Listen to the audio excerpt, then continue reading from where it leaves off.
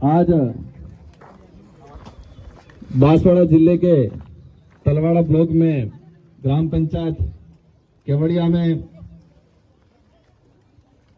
Good shepherd English medium school के द्वारा 68वीं जिला स्तरीय फुटबॉल खेलकूद प्रतियोगिता में हमारे मंच पे विराजमान भारत आदिवासी पार्टी के समस्त पदाधिकारीगण,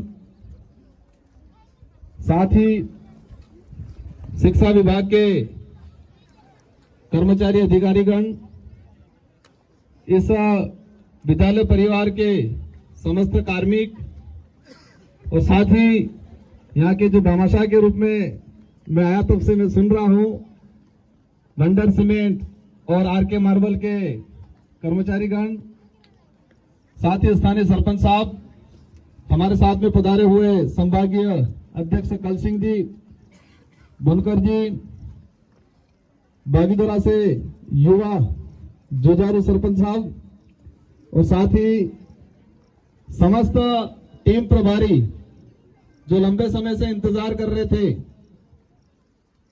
कि उद्घाटन की प्रक्रिया कब पूरी हो जाए और हम आगे का प्रोसेस कैसे शुरू करें, कब शुरू करें।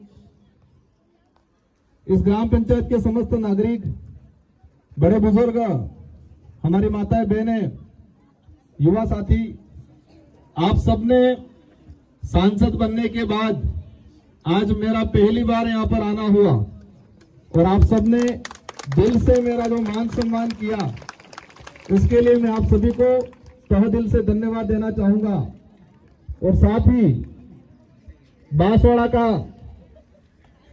एक अलग इतिहास रचने का इस बार आपने काम किया। हमारा देश एक लोकतांत्रिक व्यवस्था वाला देश है। इसमें हर 5 साल के अंदर चुनाव होते हैं। लोकसभा चुनाव पहले भी हुए थे, आगे भी होंगे, लेकिन इस बार जो आप सबने एक अलग से ही माहौल तैयार किया और पूरे देश के अंदर एक शानदार मैसेज दिया और मुझे सांसद के रूप में भेजा, उसके लिए मैं आप सभी को तहे दिल से धन्यवाद देना चाहूंगा। मेरा सौभाग्य है कि मैं आज सांसद के रूप में यहां पर आया। इस उम्र में आपने मेरे पे विश्वास किया, भरोसा जताया और एक शानदार मैंडेट दिया। इससे पहले 84 की जनता ने मुझे 2 बार विधायक बनाया और मुझे मेरे 84 क्षेत्र की जनता का प्रतिनिधित्व, साथ ही पूरे क्षेत्र का प्रतिनिधित्व करने का अवसर मिला राजस्थान की विधानसभा के अंदर। और इस बार आप सबकी मेहरबानी की वजह से, साथ सहयोग की वजह से देश की सदन के अंदर हमारे क्षेत्र का, हमारे समुदाय का प्रतिनिधित्व करने का अवसर मिला है मुझे इस बार। और बनने के बाद पहली बार मेरा यहां पर आना हुआ। साथियों, कार्यक्रम को बहुत शॉर्ट रखा गया क्योंकि गर्मी पड़ रही है और हमारे सारे जो खिलाड़ी हैं वो थके हुए महसूस हो रहे हैं, क्योंकि लंबे समय से इंतजार कर रहे हैं। इसलिए शायद बहुत शॉर्ट रख लिया कार्यक्रम। कई वक्ता बोलना चाह रहे थे, लेकिन समय अभाव में और हमारे जो नन्हे खिलाड़ी है 14 साल के अंदर वाले, इनकी भावनाओं को समझते हुए शॉर्ट रखा गया। तो मैं कोशिश करूंगा कि मंच पे जो विराजमान जितने जो जनप्रतिनिधि हैं हमारे समाज के, साथ ही हमारे आरके मार्बल और साथ ही बंडर सीमेंट के जो हमारे साथी आए हैं, आप सबकी तरफ से मैं 5-10 मिनट में सारी बात समाप्त करने की कोशिश करूंगा। आज का जो कार्यक्रम है उसका मेन उद्देश्य ये है कि हमारे जिला स्तरीय खिलाड़ी 14 वर्ष के अंदर वाले, इन खिलाड़ियों का गवर्नमेंट की गाइडलाइन के अनुसार एक शानदार आयोजन करना, क्योंकि भविष्य में अगर हमारे देश लेवल पे कोई खेलने जाएगा तो अभी से जो तैयार हो रहा बच्चा, इस उम्र में जो तैयार हुआ, अच्छा प्रदर्शन करेगा, वो कभी जिला लेवल पे आज आया है, कभी स्टेट लेवल पे जाएगा और समय आने पे हमारा बच्चा देश लेवल पे जाएगा। ये हमारा मेन मोटो है। हम आज जितने, आज मैं सांसद के रूप में आया हूं, हमारे जितने जो जनप्रतिनिधि आए हैं, छोटे बच्चों के लिए आए हैं, इस ग्राम पंचायत के निमंत्रण पे आए। साथियों,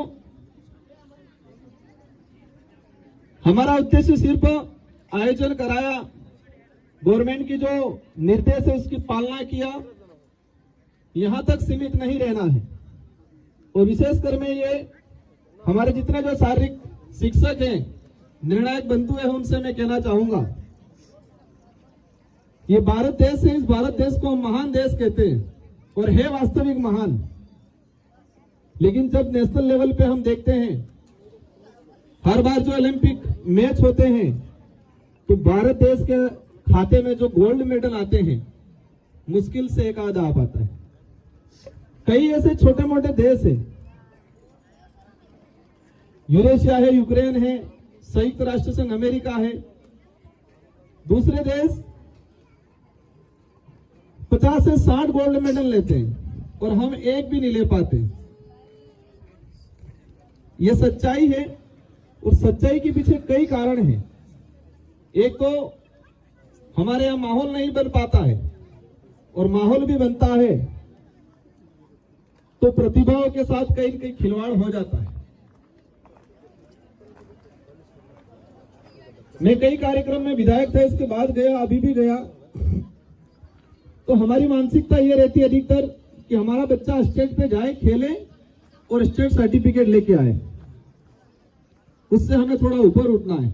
हमारा बच्चा स्टेज पे जाए, हमारी टीम शानदार प्रदर्शन करे स्टेज पे, स्टेट के लोग भी जानने चाहिए कि नहीं बांसवाड़ा की टीम आई, ये भावना हमको प्रकट करनी है। क्योंकि आज तक मेरी जानकारी के अंदर, हो सकता है वो पूर्ण जानकारी हो नहीं हो, लेकिन बांसवाड़ा डूंगरपुर की स्टेट लेवल पे हमारी टीमें बहुत कम शानदार प्रदर्शन कर पाती है। पहले या सेकंड राउंड में हम लोग लास्ट बाहर हो जाते हैं। हॉकी हो, क्रिकेट हो, वॉलीबॉल हो, फुटबॉल हो। इसके पीछे क्या कारण है, इन पे नहीं जाना चाहूंगा मैं, ये कारण आप पे ही छोड़ना चाहूंगा। हम प्रयास करें बेस्ट क्वालिटी वाला बच्चा आगे जाए, क्योंकि बेस्ट क्वालिटी वाला जाएगा तो अवश्य शानदार प्रदर्शन करेगा। मैं विधायक था तब भी कई बार अभिभावक मेरे से सिफारिश कराते कि एमएलए साहब आप कहना मेरे बच्चे का स्टेट पे सिलेक्शन कर दे। मैंने कहा क्यों? तो स्टेट का सर्टिफिकेट बन जाएगा, कभी बीपीएड कर लेगा तो नौकरी लग जाएगा। ये चीजें हमने अगर ये भावना रख ली तो कभी भी स्टेट लेवल पे हमारी टीम बेस्ट परफॉर्मेंस नहीं कर पाएगी। राज्य के अनेक जिलों से जो टीमें आती है, इनके दिमाग में रहता है कि डूंगरपुर बांसवाड़ा वाले तो कमजोर हैं, यूं रहता है। लेकिन ये परिवर्तन लाना है हमको। पॉलिटिकल में भी कमजोर मानते थे, खेल के क्षेत्र में भी कमजोर मानते हैं, प्रशासनिक सर्विस में हमारे लोगों को भी कमजोर मानते हैं राज्य के अन्य जिले वाले, कि डूंगरपुर बांसवाड़ा वाले तो ऐसे ही हैं। आप सबने फेस किया होगा, लेकिन ये नजरिया बदलना है हम सबको मिलकर अब, और बहुत जल्दी आप सबके साथ सहयोग से नजरिया बदलेगा। खेल के क्षेत्र के अंदर अगर बात करें तो जयपाल सिंह मुंडा, मेजर ध्यानचंद, इन सबका नाम सुना होता। मैंने जयपाल सिंह मुंडा की पूरी जीवनी पढ़ी थी। मैं आज इसलिए बता रहा हूं कि अब खिलाड़ियों में या प्रतिभाओं में हमारे यहाँ कमी नहीं है, प्रतिभाओं में कमी नहीं है। यहाँ का ब्लड ऐसा है, उसको दिशा देनी पड़ेगी, और दिशा दे दिया तो सामने पहाड़ क्यों नहीं होगा, वहां पर भी चीर के निकल जाएगा। जयपाल सिंह मुंडा जब रांची में पढ़ रहे थे, उनका जो टीचर प्रिंसिपल थे अंग्रेजी शासन व्यवस्था में, तो वो रिटायर होके चले गए इंग्लैंड। तो अच्छा लड़का लगा वो उनको, तो उस बच्चे को ले गए साथ में इंग्लैंड, और वहां पर उन्होंने स्कूल में पढ़ाया, फिर एक्सफोर्ड यूनिवर्सिटी में उसको रखवाया। तो जो हॉकी की पहली बार टीम गई तो जयपाल सिंह मुंडा वहां पर पढ़ रहे। मैं यहाँ पर आपका एक छोटा मिनी स्टेडियम टाइप बनवा के जरूर दूंगा, और पहले से क्या एक व्यवस्था बनी हुई है, जो भी नेता आते हैं उनसे घोषणा कराते हैं। अच्छी बात है, करना चाहिए, लेकिन मेरा क्या रहा रूल्स, मैं पहले विधायक रहा 5 साल में, 5 साल के कार्यकाल में किसी भी कार्यक्रम में, हर कार्यक्रम में गया, लेकिन मैंने कहीं पर भी घोषणा नहीं की। मैं कह देता आप मुझे दे दो, मेरी गाइडलाइन में क्या है, फिजिबिलिटी बैठती कि नहीं बैठती है, मैं 100% दूंगा, लेकिन मैं घोषणा नहीं करूंगा। अब बेचारे हमारे नेता फिजिबली बैठता है कि नहीं बैठता है, गाइडलाइन में है नहीं है, पता ही नहीं, प्रेशर पड़ते घोषणा कर देते हैं।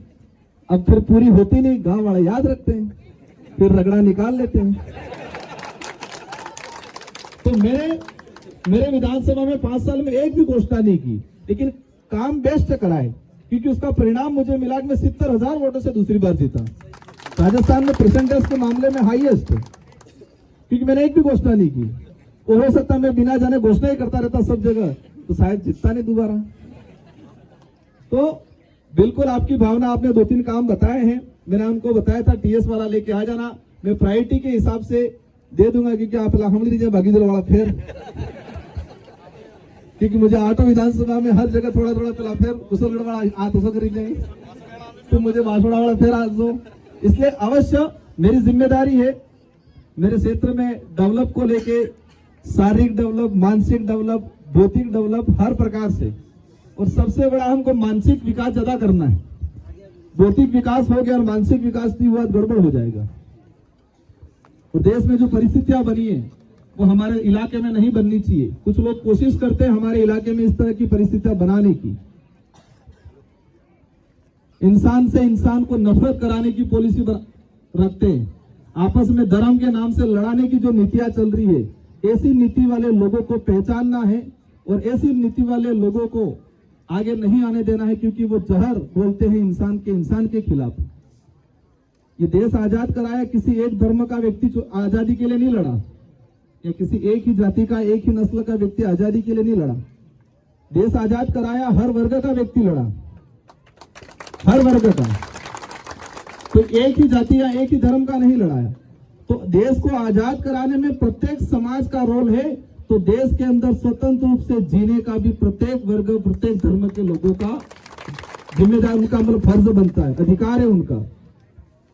लेकिन कोशिश रहेगी आप सबके साथ सहयोग से कि जो इस तरह की गंदी राजनीति करते हैं, धर्म के खिलाफ, धर्म को भड़का के आपस में लड़ा के हर धर्म का सम्मान करते हैं। तो मैं कई बार कहता हूं आदिवासी धर्मपूर्वी है, आदिवासी धर्मपूर्वी और सच्चाई है, क्योंकि ये सच्चाई इतिहास से मिलता है, ये सच्चाई संविधान के प्रावधानों में देखते हुए सुप्रीम कोर्ट और हाई कोर्ट के कई जजमेंट भी कहते हैं। इन चीजों पे हम नहीं जाना चाहेंगे, और नहीं हमारा कोई धर्म का विषय है, और नहीं हम धर्म के विषय को आगे बढ़ाना चाहते हैं। लेकिन अपने इलाके में कुछ कुछ पॉलिसी बढ़ती है कि धर्म के नाम से आपस में लड़ाओ और राज करो वाली नीति जो चलती है, तो ऐसे लोगों का भी ध्यान रखना है, ऐसी विचारधारा को भी ध्यान रखना है। इंसानियत सबसे बड़ा धर्म है, और जो धर्म इंसान को इंसान से नफरत करना सिखाता है वो धर्म नहीं हो सकता है। इसलिए इन चीजों का भी ध्यान रखना है, क्योंकि ये चीजें धीरे धीरे आने वाली पीढ़ी में इन बच्चों में जाएगा, इन बच्चों के अंदर फिर धीरे धीरे पैदा होगा, तो ये जहर धीरे धीरे घुलता जाएगा। सबसे बड़ा एक ही है, इंसानियत सबसे बड़ा धर्म है। बाकी आस्था के हिसाब से कौन किसको मानता है वो उनका व्यक्तिगत इशू है, और ये संविधान भी इसको आजादी देता है।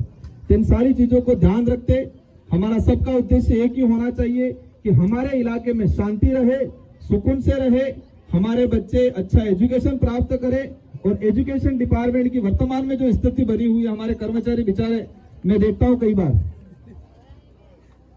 गवर्नमेंट ने पॉलिसी ऐसी बनाई है कि शिक्षक बच्चों के प्रति जवाबदेही नहीं होकर अधिकारी के प्रति जवाबदेही हो, ऐसी पॉलिसी बना रखी है। हम कहते हैं पॉलिसी कौन बनाता है? सरकार, सरकार नहीं बनाती। फिर हमने पता चला थोड़ा थोड़ा कौन बनाता है? ब्यूरोक्रेसी मतलब अधिकारी वर्ग भी नहीं बनाता। बनाते पॉलिसी कौन है? बिजनेसमैन। हमारे स्टेट में जो शिक्षक है वो कि बच्चों को पढ़ा कम पाते हैं, अधिकारियों को नोट, उसको जवाब पे जवाब, उनको नोट क्या देते, डाक पे डाक चलती रहती है। तो इन चीजों पे भी हम लोग काम करेंगे आप सभी के साथ सहयोग से। इन्हीं शब्दों के साथ आप सभी ने दिल से मेरा सम्मान किया, मेरी बात को सुना, और उम्मीद है आपने इसको पूरा समझा होगा। और हम सब मिलके हमारे जीवन में, हमारे बच्चों के जीवन में, आने वाली पीढ़ी को लेके एकजुट होके बेहतर काम करें। इन्हीं शब्दों के साथ आप सबको धन्यवाद, आभार। जय जोहार, जय भील प्रदेश, जय संविधान।